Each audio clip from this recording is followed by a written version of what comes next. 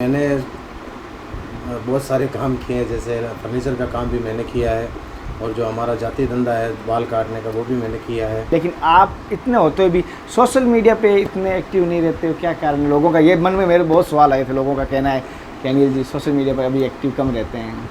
कि अलका में राखी बेटा रे, पलका में राख्यो रे लाला, गोदी में राख्यो रे बेटा, गले सू लगायो रे लाला, दोरो मोटो करियो रे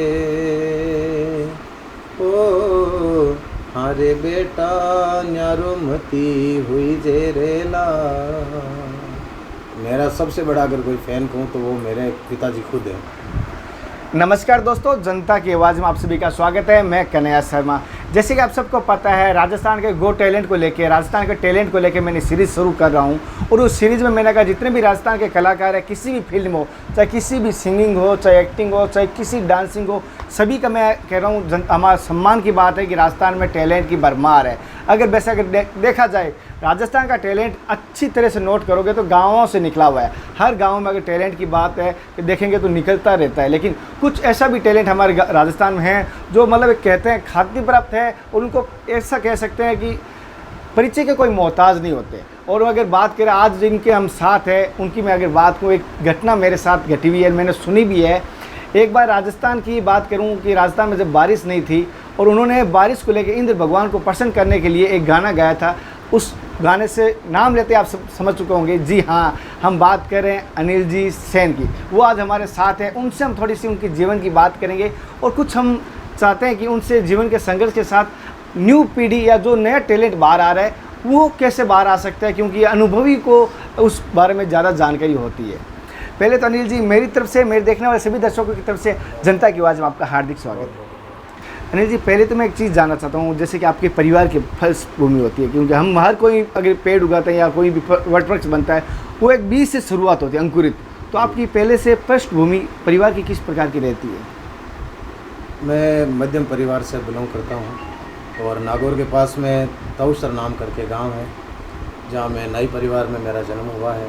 और दादाजी खेती करते थे, पिताजी भी खेती करते हैं। और मैंने बहुत सारे काम किए हैं, जैसे फर्नीचर का काम भी मैंने किया है और जो हमारा जाति धंधा है बाल काटने का वो भी मैंने किया है।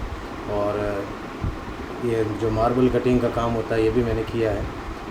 बहुत सारे काम जो जैसे आपको पता है मध्यम वर्ग में अगर हमारा जन्म होता है तो बहुत सारे ऐसे काम है जो हमें करने हैं। और जैसे कि आपने कहा आपने इतने काम किए हैं, खाती का काम, कारपेंटर का काम किया है, उस काम करते हुए और ये संगीत की लाइन में आप किस प्रकार बढ़े, किस प्रकार आपका यू टर्न या कहूँ या एल शेप में टर्न आया?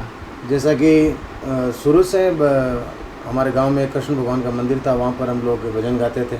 मैं उस समय रहा होगा लगभग 5-7 साल का रहा होगा। तो उस समय मंदिर में बैठ करके भजन गाते थे। हमारे पुजारी थे जिनका नाम था दामोदर जी वैष्णव, वो उस समय पूजा करते थे वहाँ पर। तो उनके साथ में बैठ करके मंदिर में भजन वगैरह गाते थे। और जब मैं 14 साल का था लगभग, तब मैंने 10वीं क्लास पास कर ली थी। उसके बाद में थोड़ा स्थिति भी परिवार की सही नहीं थी, तो मुझे मजबूरन यहाँ से हैदराबाद के लिए प्रस्थान करना पड़ा और वहाँ पे मैं फर्नीचर का काम करने लगा। ये जो सिंगिंग की लाइन थी उस समय हमारी कोई प्रोफेशनल लाइन थी नहीं है, खाली शौक से ऐसे ही गाते थे। वहाँ पे बहुत सारा काम किया, 10 साल तक लकड़ी का काम किया था। मेरे ताऊ जी है वहाँ पे, ओम प्रकाश जी सुतार, उनके सानिध्य में हमने काम किया था। अच्छा, वहाँ पे काम करने के बाद जैसे आपने यहाँ पे आने के बाद, अभी आपको पूरा राजस्थान नहीं कहूँगा, पूरा भारत जानता है, लेकिन यहाँ पर आपने शुरुआत पूरा का पूरा अपने संगीत की तरफ कब दिया सबसे पहला? मैं 2016 में जब हमने ये गीत गाया था, बरस बरस मारा इंद्र राजा, मेरे मामा जी के साथ में तुलसी राम जी सेन और मेरे बहुत अच्छे मित्र हैं दौलत जी गरवा, हम तीनों ने मिलकर के इस सॉन्ग को गाया था। 2016 से प्रोफेशनल रूप से हम लोग इस लाइन से जुड़ गए। 2015 तक मैं यहाँ पर भी लकड़ी का काम करता था, फर्नीचर का काम करता था, और 2016 से प्रोफेशनल रूप से इस लाइन में हमारा जुड़ाव हो गया।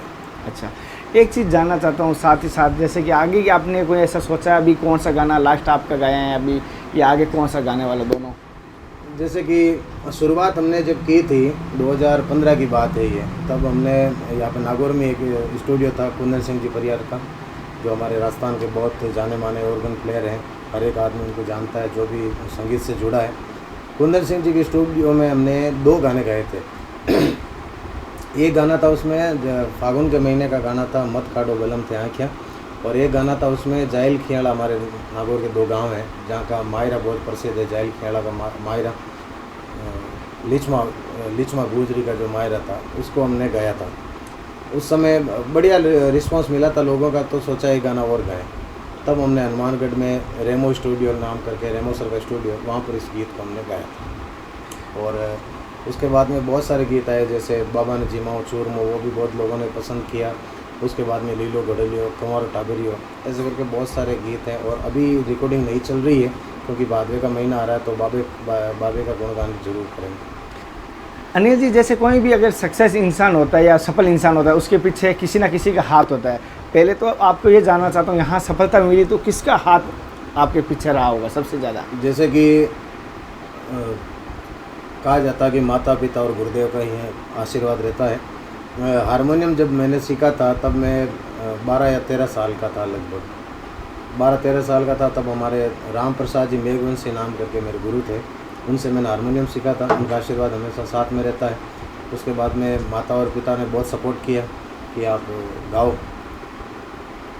जब मैं वापस से हैदराबाद से जब काम करके वापस यहाँ पे आया था, लगभग 2013 या 14 में, तब यहाँ पे जाता था, सत्संगों में जाता था, जागरण में जाता था, तो घर वाले मना नहीं करते थे, वो बोलते थे कि गाओ। और मेरा सबसे बड़ा अगर कोई फ़ैन कहूँ तो वो मेरे पिताजी खुद हैं। वो बहुत सुनते हैं मुझे और उनको अच्छा भी लगता है कि बच्चा गा रहा है और अच्छा महसूस होता है उनको। और अनिल जी, जो है आपके गुरु किसको मानते हो संगीत की लाइन के? संगीत की लाइन में मेरे गुरु हैं राम प्रसाद जी मेघवंशी, जिन्होंने मुझे हारमोनियम सिखाया था। अच्छा, उन्होंने उसके बाद में मैं रामदेव जी बुगासरा के साथ में भी बहुत सारे कार्यक्रम किए थे, तब हमें कोई जानता नहीं था। और उसके बाद में मैं नीमाराम जी मांझू जो इंदास से हैं, उनको मैंने बहुत ज़्यादा फॉलो किया। और अभी वो मास्टर हैं, खुद स्कूल टीचर हैं, तो अभी भी मैं उनको बहुत फॉलो करता हूँ। एक छोटी सी मैं चीज़ जानना चाहता हूँ, जैसे कि आपकी संगीत इतनी, मैं कहता हूँ कहनी नहीं चाहिए, लेकिन आप इतने होते हुए भी सोशल मीडिया पे इतने एक्टिव नहीं रहते हो, क्या कारण? लोगों का ये मन में मेरे बहुत सवाल आए थे, लोगों का कहना है कि अनिल जी सोशल मीडिया पर अभी एक्टिव कम रहते हैं। अब पिछले 2 साल से तो आपको पता ही है कि लगभग कलाकार सोशल मीडिया पर ही एक्टिव थे ज़्यादा।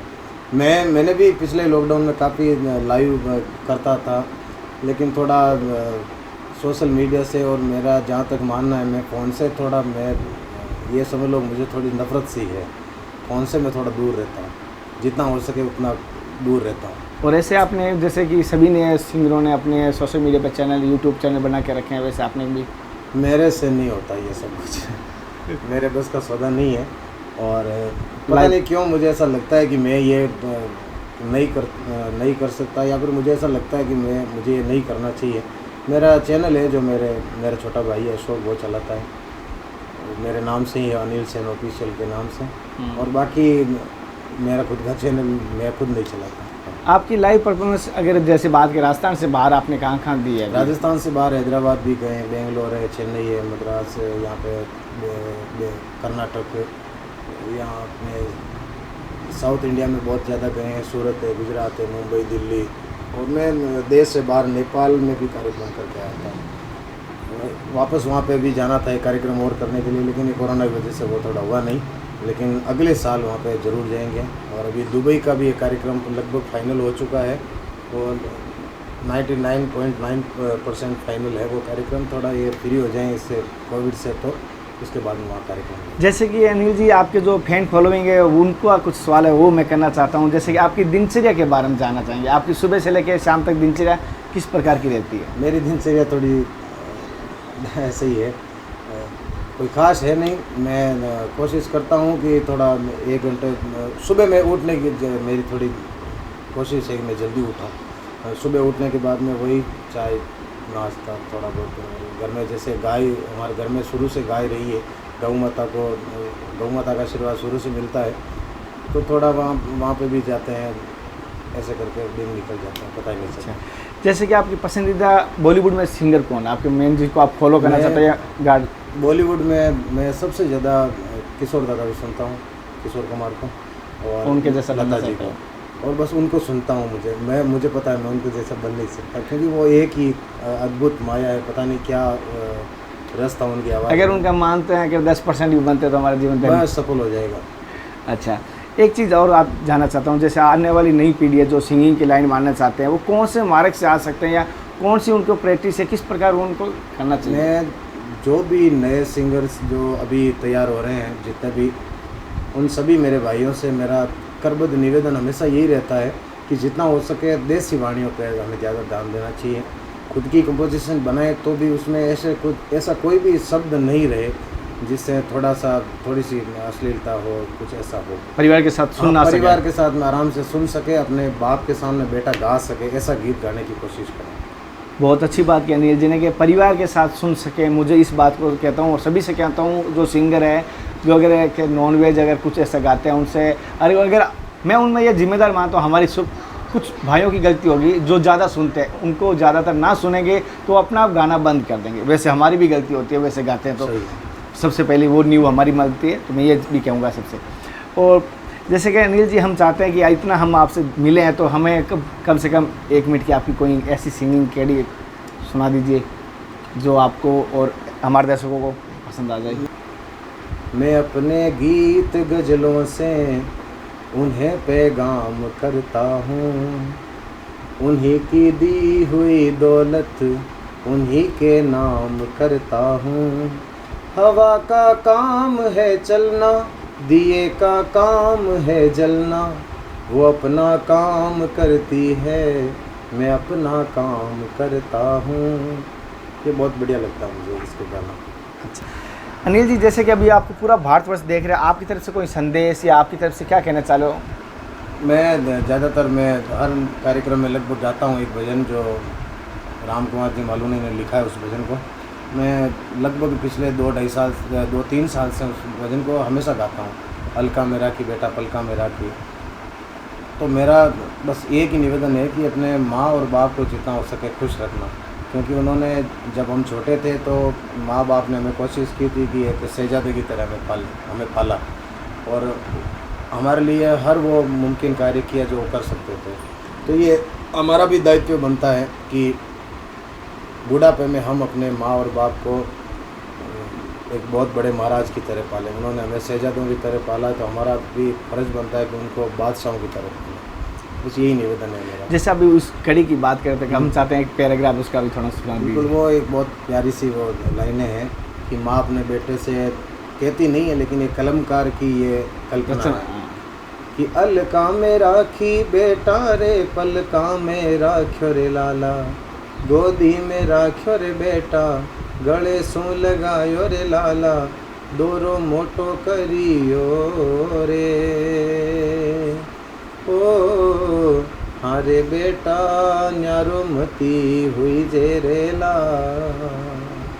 जैसे कि उन्होंने कहा, सभी माताओं को मैं प्रणाम करता हूँ और वैसे भाइयों को मैं सभी को प्रणाम करता हूँ। मुझे पता है सभी भाई अपनी माता का अवश्य ख्याल रखते हैं और रखेंगे। हालांकि जितने भाई होते उतनी घर तो गवाड़ी होती है, वो मैं उसके लिए कुछ नहीं कहना चाहता हूँ, वो सभी के लिए है। दोस्तों, जो राजस्थान की टैलेंट को लेकर मैंने सीरीज़ शुरू की, उस आपको किस प्रकार की लग रही है कमेंट द्वारा ज़रूर बताना, और मेरे द्वारा दी गई जानकारी कैसी लग रही है कमेंट द्वारा ज़रूर बताना। और अनिल जी के जीवन के बारे में हमने कुछ छोटा सा जानने का कोशिश की, किस प्रकार लगा इनका जीवन। हालांकि नहीं, ये एक आपको इन्होंने ओप कैमरे कहूँ चाहे कैमरे के सामने कहूँ, मुझे एकदम मेरे कहते हैं देसी स्टाइल नॉर्मल आया, कुछ नहीं, कुछ ऐसा नहीं है दिखावटी। जैसे कैमरे के सामने वैसे ही कैमरे के पीछे भी है। और जो इनसे मिले उनको सबको पता है, किसी जैसे कुछ सिंगर ऐसे भी मिले जो अपना ईगो मानते हैं या समय नहीं देते, बात करते हैं या मतलब दिखावटी ज़्यादा करते हैं, वैसे बिल्कुल भी नहीं है। अपने देसी हैं और अपने खुशी होती है, गर्व होता है कि मारवाड़ के सिंगर है और मारवाड़ी को बढ़ावा देते हैं हर बार। ये इंटरव्यू इसलिए मैंने थोड़ा हिंदी में लिया है क्योंकि हमें पता है पूरा भारतवर्ष देख रहा है, राजस्थान से बाहर भी, तो वो कोई नहीं। लेकिन कभी भी कहूँगा, इंग्लिश के चक्कर में हिंदी और राजस्थानी ना छोड़े। घर पर चाहे हिंदी इंग्लिश कुछ भी बोलो, लेकिन कोशिश करें उसको ना छोड़े। जब परिवार के साथ, जब अपनी फ्रेंड सर्किल के मित्रों के साथ आएँ तब। और सबसे एक छोटी सी निवेदन करूंगा, मित्र जीवन में आपको भगवान बनाने की इजाज़त देता है, तो कम से कम मित्र अपना सोच समझ के बनाना चाहिए, उसका संगति का असर पड़ता है। क्यों अनिल जी? बिल्कुल सही है। और मैं तो कहता हूँ ऐसे आदमी इसका संग करना ही नहीं चाहिए जो बार बार बात पे ये कहते कि भाई मेरा दिमाग ख़राब हो जाए तो मैं तो अपने बाप की भी नहीं सुनूँ। ऐसे आदमी से तो दोस्ती नहीं रखनी चाहिए, क्योंकि वो अपने बाप का नहीं हुआ तो हमारा कैसा हो सकता है। हाँ, ये बहुत बड़ी बात सही की। ऐसे से मैं भी सावधान रहता हूँ। और ऐसा कोई कहते हैं कि मैं बाप की नहीं सुनता, मैं माँ की नहीं सुनता, तो जो अपने घर वालों की नहीं सुनता तो उसका क्या सुनने से हमें फ़ायदा होगा। जैसे जो व्यक्ति अपने घर वालों की नहीं सुनता, माँ बाप की नहीं सुनता, उसकी तो भगवान भी नहीं सुन सकता। तो दोस्तों, ऐसी गलती कोई नहीं करेगा। मुझे पता है आप तो हमारे सीनियर हो, सभी समझदार हो, ऐसी नहीं करोगे। लेकिन इस जानकारी को आपको सही लगे बताना, और साथ साथ अनिल जी के जीवन के बारे में किस प्रकार का है वो ज़रूर बताना। कोशिश करूँगा कभी जब इनका कभी स्टूडियो शूट होगा तो मैं वो आपको दिखाने की कोशिश करूँगा। जब भी मिलेंगे तो कोशिश करूँगा वो शूटिंग किस प्रकार करते हैं, या पर्दे के पीछे ये सिंगिंग किस प्रकार करते हैं, रियाज किस प्रकार करते हैं, वो भी मैं जानकारी दूँगा। तब तक जय हिंद, वंदे मातरम, हर हर महादेव, जय गुरुदेव।